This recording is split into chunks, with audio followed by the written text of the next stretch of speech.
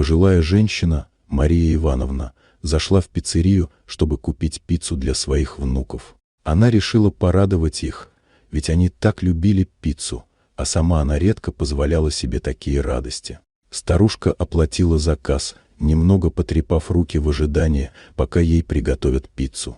Через несколько минут ей передали ароматную коробку, и, поблагодарив, Мария Ивановна направилась домой.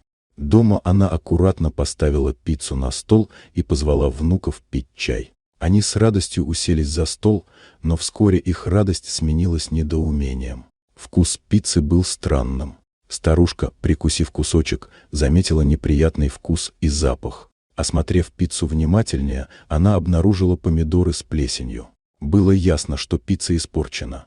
Не растерявшись, Мария Ивановна решила вернуть пиццу в пиццерию и потребовать возврата денег. Она подошла к стойке и объяснила ситуацию. Однако, когда владелец пиццерии, молодой человек с презрительным взглядом, услышал ее просьбу, он резко отказал. «Что вы хотите, старушка? Мы тут не на благотворительность работаем», — сказал он с насмешкой. И даже не выслушав ее, выгнал Марину Ивановну из заведения, оскорбив ее при этом. Опечаленная Мария Ивановна вернулась домой с пустыми руками и с тяжелым сердцем. Дома она с горечью рассказала своему сыну, который работал в полиции, что произошло. Сын, услышав историю, сразу решился на шаг. «Мам, я проверю это место.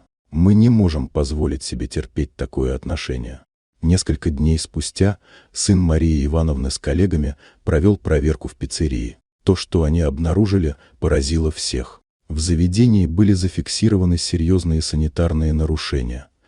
Тесто хранилось в открытом виде, продукты, колбасы и курица лежали прямо на полу в складе, а помидоры и другие ингредиенты были явно испорчены. Все это стало причиной для закрытия заведения.